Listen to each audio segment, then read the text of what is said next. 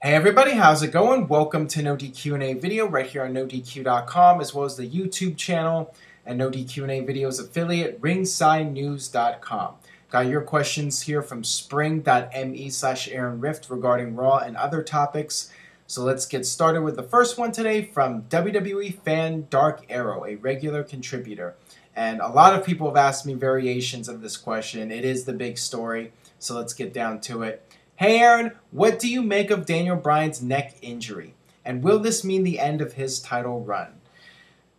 This is a news story that broke just hours before Raw went on the air, and since it happened, there has been a ton of speculation. Everyone's wondering what the hell is going on here. Is this a storyline? Is this legit? Is Daniel Bryan going to be stripped of the title? Is he going to be out of action for a long period of time? Right now, nobody really knows for sure until the procedure is done. Daniel Bryan will be having neck surgery this coming Thursday, and WWE is hopeful that he will only be gone for a short period of time. It's believed to be a minor procedure, but there can always be complications, and nobody will really know until it's done just how long he will be out of action.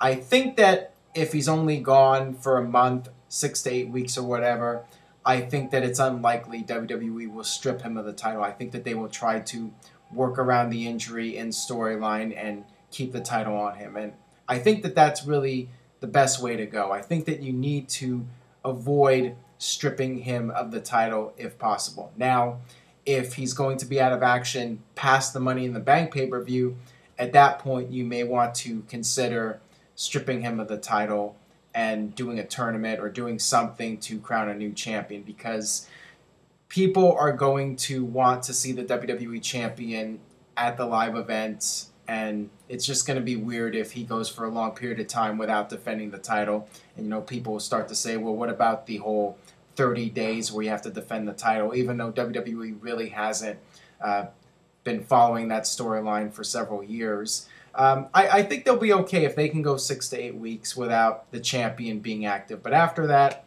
I think you would have to make a big decision there. But I'm really hoping that it doesn't happen.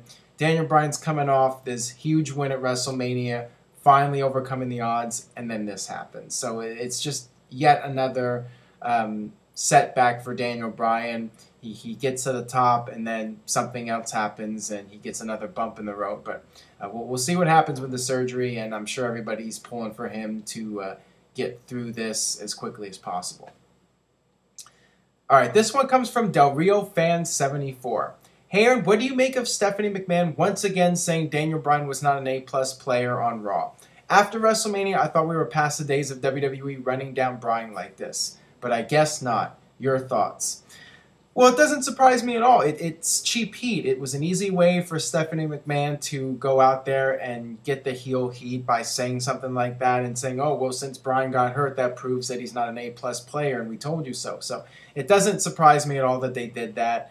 And, I would have done the same thing. I would have gone out there and tried to get heat off of this situation and, make Stephanie McMahon the ultimate heel here. So I'm fine with it. Didn't really see any issue with it, and we'll see where things go from here on out. You want to not make Daniel Bryan look weak, so we'll see just how serious the injury is and how long he's going to be gone, and then from that point, if he's hurt badly, I think you should drop the insults. I mean, with the way that Stephanie McMahon delivered it on Raw, it did come off like it's all one big storyline. And, you really don't want to think that Daniel Bryan's going to be gone. So if he's really going to be out of action for a long period of time, then I would not have Stephanie McMahon make these comments. But obviously, if he's coming back soon, you can work this into the storyline and let her rip into him and run him down.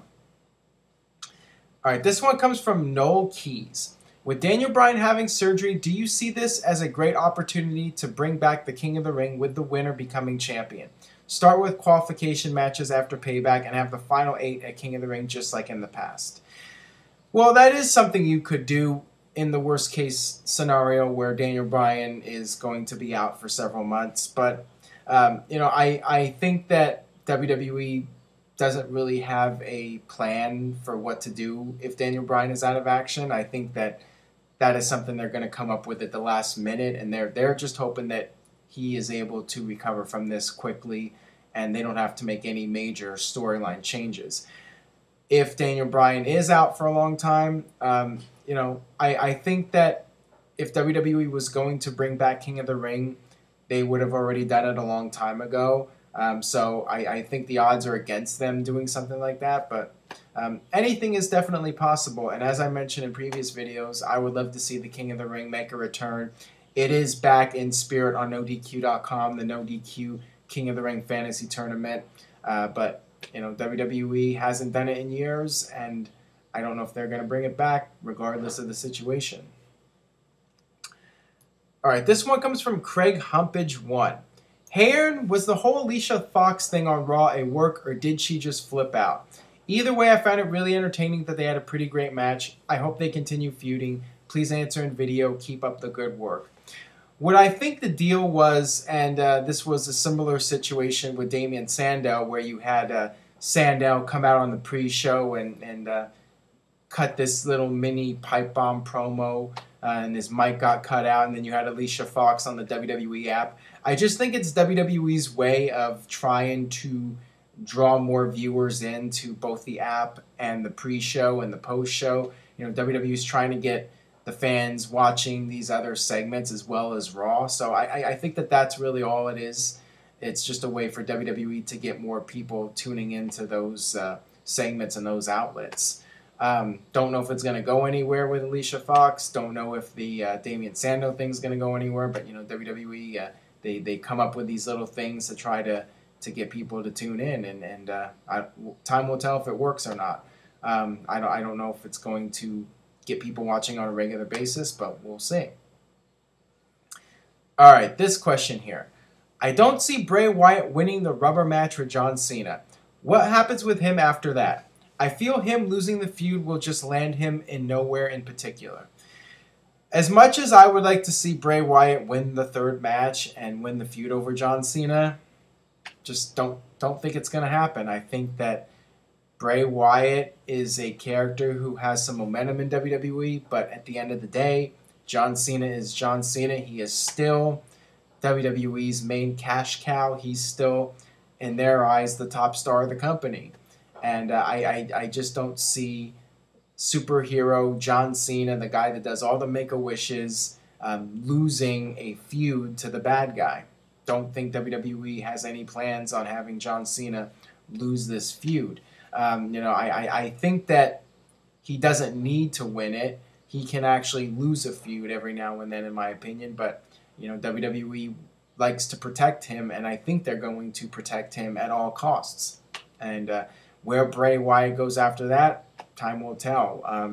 I don't think it's going to do him any favors to lose this feud to John Cena, but perhaps he can recover, and WWE will have another creative storyline for him, and he can keep his momentum. So we'll see what happens. I don't have a lot of confidence in Bray Wyatt's future after this storyline if he loses, but we'll see. Maybe WWE will come up with something. All right, this one comes from CPW1978. Cheers, Aaron. With Rey Mysterio off TV and Sin Cara flopping and Del Rio not going anywhere at all, do you think WWE has to appeal to its Latino base, and do you think that they would hire Hernandez? He has the size and experience to make a great partner or feud with Del Rio. Please answer in video.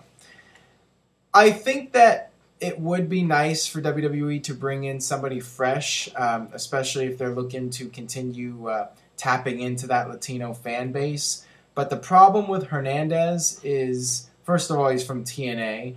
Secondly, he's 41 years old, and I don't think WWE is going to bring in somebody at his age that wasn't previously a major star in WWE. I think that he had a very brief run as an enhancement talent in WWE, but beyond that, he hasn't really had any experience in a WWE setting. So I think it's very unlikely that they'll bring him in. I think that if they do bring in another Latino star, it will be somebody who is young, in his 20s, who is not tainted, so to speak, from being involved with TNA wrestling. All right, one more question here from Jason Ranson. Do you see Eric Bischoff returning to WWE, even if it is just a one-night only return? I definitely think we'll see Eric Bischoff on WWE programming again at some point. Will he be a regular character? I think that the chances of that are slim, but I could definitely see Eric Bischoff making a one-time appearance, maybe on an old school Raw, or going into the Hall of Fame, that kind of thing. I could definitely see him making a cameo appearance, but I don't see him coming back in a regular full-time position. But your question here was, could he make even a one-night return? And I say the answer is yes. All right, that'll do it for this edition of No DQ&A video. Thank you for checking out today's video. If you enjoyed it, please share it on Facebook and Twitter. Stay tuned to NoDQ.com for the latest regarding Daniel Bryan and his situation. And I will see you guys next time for another edition of No DQ&A video.